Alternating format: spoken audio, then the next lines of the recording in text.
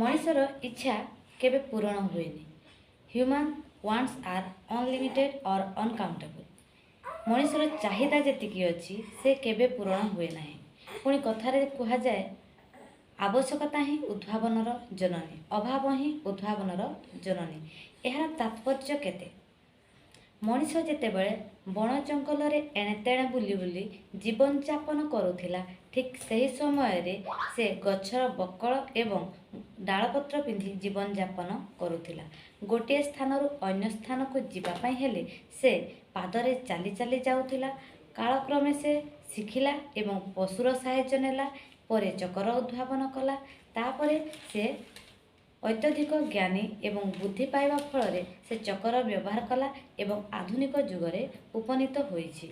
ଏହା କହିବାର ତାତ୍ପର୍ଯ୍ୟ ଏହା ଯେ ମଣିଷ ତାହାର ଇଚ୍ଛାକୁ ନେଇ ସେ ବଞ୍ଚୁଛି ଏବଂ ତାହାର ଇଚ୍ଛା କେବେ ପୂରଣ ହୁଏ ନା। ସେ ଆମ ପିଢ଼ିର କଥା କହିବା, ଯେତେବେଳେ ଆମ ଜେଜେବାପା ବା ଆମ ପୂର୍ବପୁରୁଷ ଯେତେବେଳେ ସଭ୍ୟତା ଶିଖିଲେ ଏବଂ ଏକତ୍ରିତ ବସତି ସ୍ଥାପନ କରି ଜୀବନଯାପନ କଲେ, ସେହି ସମୟରେ ସେମାନେ ଚକର ବା ଶଗଡ଼ର ବ୍ୟବହାର କରୁଥିଲେ।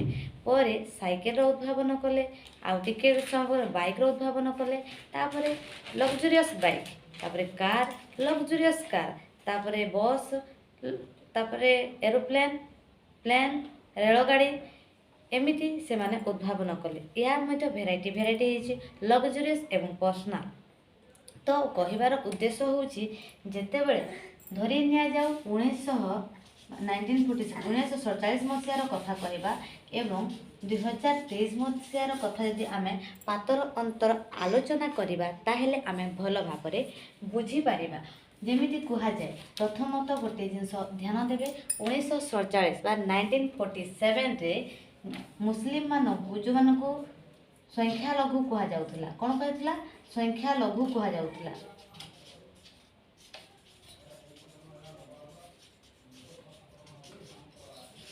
ସେମାନେ କ'ଣ ଏବେ 2023 ମସିହାରେ ବି ସଂଖ୍ୟାଲଘୁ ଅଛନ୍ତି କି?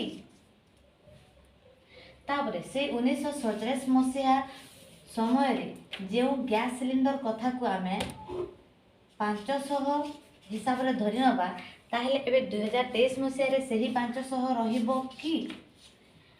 ମୋର କହିବାର ଉଦ୍ଦେଶ୍ୟ, ମୋର କହିବାର ତାତ୍ପର୍ଯ୍ୟ ଏହା ଯେ ଯେଉଁ ଜିନିଷ 1947 ମସିହାରେ ଥିଲା, ସେହି ଜିନିଷ ବର୍ତ୍ତମାନ ବା ସେହି ଘଟଣା ବର୍ତ୍ତମାନ ଆଧୁନିକତାର ରୂପ ନେଇଛି।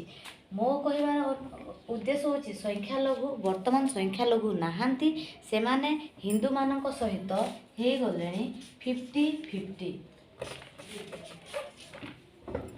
ତାପରେ ଯଦି କୁହାଯିବ ଗ୍ୟାସ୍ ସିଲିଣ୍ଡର କଥା, ସେତେବେଳେ ଯଦି 500 ଥିଲା, ବର୍ତ୍ତମାନ 2023 ମସିହାରେ ଯଦି ସିଏ 1070କୁ ଛୁଇଁଛି,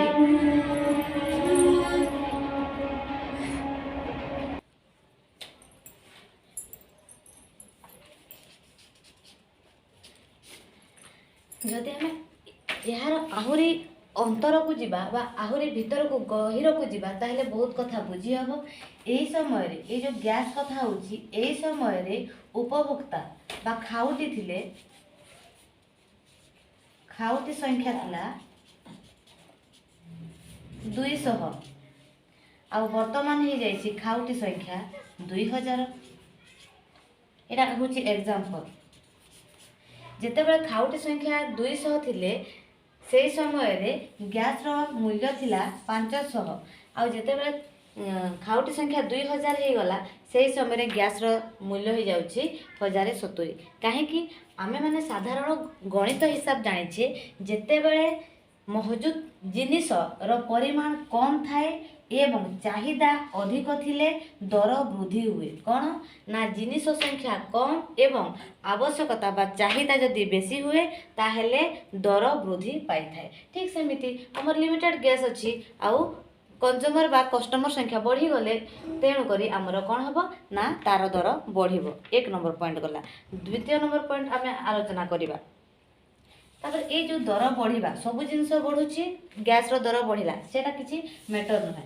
ଯେତେବେଳେ ଦେଖନ୍ତୁ, ଏଇ ଯେଉଁ ସେଇ ସମୟରେ ଯେଉଁ 200 ଲୋକ ଗ୍ୟାସ୍ର ବ୍ୟବହାର କରୁଥିଲେ, ସେମାନେ ପାଞ୍ଚ ପ୍ରକାରର ବ୍ୟଞ୍ଜନ ତିଆରି କରୁଥିଲେ। କେତେ ପ୍ରକାର ବ୍ୟଞ୍ଜନ ତିଆରି କରୁଥିଲେ?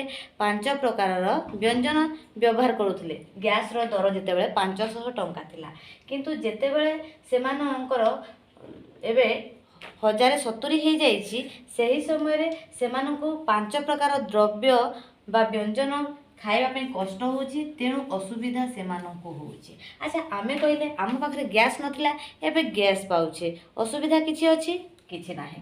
ବା ଏଇ 2000 ଲୋକଙ୍କ ପାଖରେ ଗ୍ୟାସ୍ ନଥିଲା, 2000 ନ କହିକି ଯଦି ଆମେ 200 ମାଇନସ୍ କରିଦେବା, ତାହେଲେ 1800 ଲୋକ ହେଲେ। ଏଇ 1800 ଲୋକମାନଙ୍କ ପାଖରେ ଗ୍ୟାସ୍ ନଥିଲା, ଏବେ ସେମାନେ ଗ୍ୟାସ୍ରେ ସୁବିଧାରେ ରୋଷେଇ କରୁଛନ୍ତି, ତାହେଲେ କିଛି ଅସୁବିଧା ଅଛି? କିଛି ଅସୁବିଧା ହେବା କଥା ନୁହେଁ। ତ କଥା ଦେଖନ୍ତୁ, ଆମେ ଗ୍ୟାସ୍ ପାଇଲେ, ଏଇ 1800 ଲୋକ ଗ୍ୟାସ୍ ପାଇଲେ। କ'ଣ ପାଇଲେ? ଗ୍ୟାସ୍ ପାଇଲେ। ତା ସହିତ ସେମାନଙ୍କର ଲିମିଟେଡ଼, ସେ ଗ୍ୟାସ୍ ସିଲିଣ୍ଡରରେ ସେମାନେ କେତେଟା ବ୍ୟଞ୍ଜନ ରୋଷେଇ କରିବେ? ନା ଗୋଟେ ଭାତ, ଗୋଟେ ତରକାରୀ, ଗୋଟେ ଭଜା। ଯଦି ସେମାନେ 3ଟା ବ୍ୟଞ୍ଜନ ରୋଷେଇ କରିବେ, ତାହେଲେ ଆମର ଏ 1800 ଲୋକ ଉପକୃତ ହେବେ। କିନ୍ତୁ ଅସୁବିଧା କେଉଁଠି ରହୁଛି?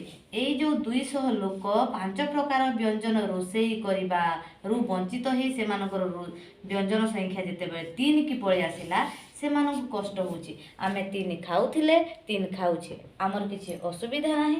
ଯେଉଁମାନଙ୍କର 5 ବ୍ୟଞ୍ଜନ ଥିଲା ଏବଂ 3 ବ୍ୟଞ୍ଜନକୁ ଖସି ଯାଇଛନ୍ତି, ସେମାନଙ୍କର ହିଁ ଅସୁବିଧା ହେଉଛି। ଗ୍ୟାସ୍ ଦର କମିଲେ ବି ଆମେ 3 ପ୍ରକାର ବ୍ୟଞ୍ଜନ ଖାଇବା ଏବଂ ଗ୍ୟାସ୍ ଦର ବୃଦ୍ଧି ହେଲେ ବି ଆମେ ମଧ୍ୟବିତ୍ତ ଏବଂ ଗରିବ ଶ୍ରେଣୀର ଲୋକମାନେ 3 ପ୍ରକାରର ବ୍ୟଞ୍ଜନ ଖାଇବା। କିନ୍ତୁ ଉପଭୋଗ କିଏ କରିବେ? ଯଦି ଗ୍ୟାସ୍ ଦର ଯଦି କମିଯାଏ, ତାହେଲେ ଉପଭୋଗ କିଏ କରିବେ? ଏଇ 200 ଲୋକ ହିଁ ଗ୍ୟାସ୍ ଦର ହ୍ରାସ ହେଲେ ବା ଗ୍ୟାସ୍ ଦର କମିଗଲେ ଏମାନେ ହିଁ ଉପକୃତ ହେବେ। ସେମାନେ 3ଟି ବ୍ୟଞ୍ଜନ ବଦଳରେ 5ଟି ବ୍ୟଞ୍ଜନ ବା 5 ପ୍ରକାରର ଆଇଟମ୍ ଖାଇବେ। ଏବେ ଦର ବଢ଼ିଗଲା, ତ 3 ପ୍ରକାରର ଆଇଟମ୍ ଖାଉଛନ୍ତି। ଠିକ୍ ସେହିପରି ଡିଜେଲ ଏବଂ ପେଟ୍ରୋଲ କଥାକୁ ମଧ୍ୟ କୁହାଯିବ। ବାପା ଗୋଟେ ମିନିଟ୍, ସେଇ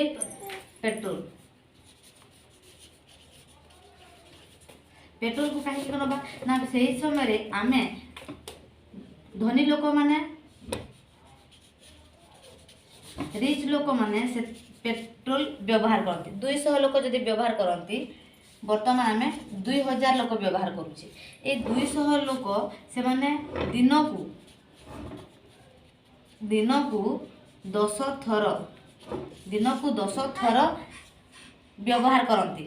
କ'ଣ? ଗାଡ଼ି ବା କାର୍ ବ୍ୟବହାର କରନ୍ତି, ବାଇକ୍ ବ୍ୟବହାର କରନ୍ତି।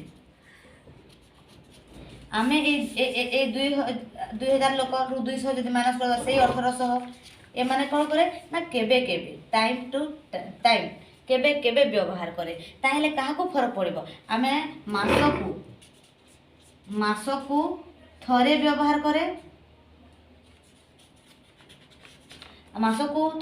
କରେ, ଆମକୁ ଫରକ ପଡ଼ିବା କଥା ନୁହେଁ। କିନ୍ତୁ ଏବେ ଯେତେବେଳେ ପେଟ୍ରୋଲ ଦର ବଢ଼ିଗଲା, ସେମାନେ 200 ଜଣ ଲୋକ ଦିନକୁ 10 ଥର ବ୍ୟବହାର କରୁଥିଲେ, ସେମାନେ ଏବେ ତାଙ୍କର ଦିନକୁ 8 ଥର ହେଇଯାଇଛି, ଯାହାଫଳରେ ତାଙ୍କୁ ଅସୁବିଧା ହେଉଛି। ତାହେଲେ ଆମକୁ କ'ଣ ଅସୁବିଧା ହେଉଛି? ପେଟ୍ରୋଲ ଦର ବଢ଼ୁ, ଗ୍ୟାସ୍ ଦର ବଢ଼ୁ, ଅସୁବିଧା ଏଇ କିଞ୍ଚିତ ଲୋକମାନଙ୍କ ପାଇଁ ଅସୁବିଧା ହେଉଛି। ଯଦି ଦର ହ୍ରାସ ହୁଏ, ତାହେଲେ ସେମାନଙ୍କର ଅସୁବିଧା ହେବ, କିନ୍ତୁ ଆପଣଙ୍କୁ ସେମାନେ ଗନ୍ ଭଳିଆ ବ୍ୟବହାର କରୁଛନ୍ତି।